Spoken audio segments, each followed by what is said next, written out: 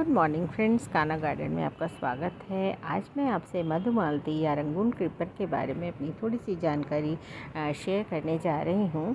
और मधुमालती जो कि फुल ऑफ फ्लावर्स है इस समय, और ये गर्मियों में अपने खुशनुमा फूलों से हमको मोहित कर लेती है, अपनी तरफ अट्रैक्ट करती है।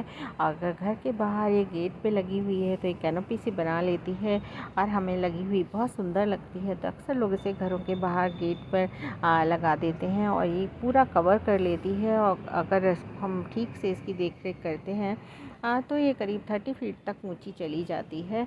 काफ़ी जल्दी बढ़ने वाली और हमेशा फ्लावरिंग करने वाली, अगर आप किसी वाइन का चुनाव करने जा रहे हैं जिसमें कि थोड़ी खुशबू भी आती हो, तो फिर मधुमालती से बेहतर कोई और चॉइस नहीं हो सकती है। तो मैं जो ये जो मधुमालती की वाइन आपको दिखा रही हूँ, ये मेरे घर के बाहर गेट पे लगी हुई है। मधुमालती एक ड्रॉप वैरायटी भी इसकी आती है और एक वाइन आती है। अगर आप अपने टेरेस में इसको लगाना चाहते हैं तो आप ड्रॉप वैरायटी का भी चुनाव कर सकते हैं। ड्रॉप वैरायटी बिल्कुल इसी तरह से ही फ्लावरिंग करती है, और एक बार फ्लावरिंग करने के बाद उसको ऊपर से हम कट कर देते हैं तो वापस वो फ्लावरिंग करती है।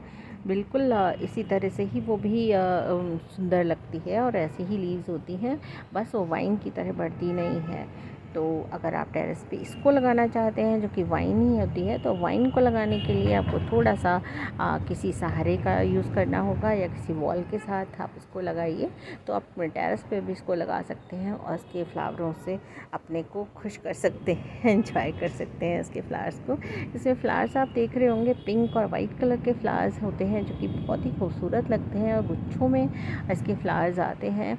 और एक हल्की हल्की सी स्मेल होती है जब इसके पास से गुज़रते हैं सुबह और शाम के टाइम, तो एक हल्की हल्की सी खुशबू आती है और ये बीज़ को और बटरफ्लाइज़ को काफ़ी अट्रैक्ट करती है। मधुमालती इसका नाम है, तो शायद इसीलिए इसका नाम मधुमालती ही रखा गया है, क्योंकि खूबसूरत वाइन जो है वो बीज़ को भी अपनी तरफ अट्रैक्ट करती है अपने खूबसूरत रंग की वजह से भी, और एक सुंदर सी मधुर सुगंध की वजह से भी। इसको अगर फर्टिलाइज़ करने की बात करें तो नाइट्रोजन जिसमें ज़्यादा हो, जिस फर्टिलाइज़र में, उसको इस वाइन के लिए यूज़ नहीं करना चाहिए। इससे वो फर्टिलाइज़र इसकी लीव्स ग्रोथ को ज़्यादा प्रमोट करता है, फ्लावर्स को नहीं। तो अगर आप ज़मीन में इस वाइन को लगा रहे हैं तो कोई बहुत ज़्यादा फर्टिलाइज़ करने की नीड भी नहीं होती है। मेरी इस वाइन को भी मैंने कभी बहुत ज़्यादा फर्टिलाइज़ नहीं किया है, और फिर भी ये हमेशा फ्लावरिंग करती ही रहती है ज़मीन पे। वैसे भी प्लांट्स को बहुत ज़्यादा नीड नहीं होती है फर्टिलाइज़र की, फिर भी आपको देना ही है तो थोड़ा सोच समझ के इसमें फर्टिलाइज़र डालना चाहिए। नहीं तो ये अगर नॉर्मल गार्डन सॉइल है तो उसमें भी अच्छी से चलती है, बस फुल सन की नीड होती है। तो आपके घर में जहाँ भी फुल सन आता है अच्छे से और तेज़ धूप रहती है, तो वहाँ पर इस वाइन को लगाइए, ये अच्छे से ग्रो करेगी और आप अपने सुंदर खुशबूदार फूलों से आपका मन मोह लेगी। तो अगर आप एक खुशबूदार और खूबसूरत गुच्छों में फूलों वाली बेल का चुनाव करना चाहते हैं तो मधुमालती से बेहतर कोई और चॉइस नहीं हो सकती है। तो मधुमालती को आप आराम से लगा सकते हैं फुल सन वाले एरिया में।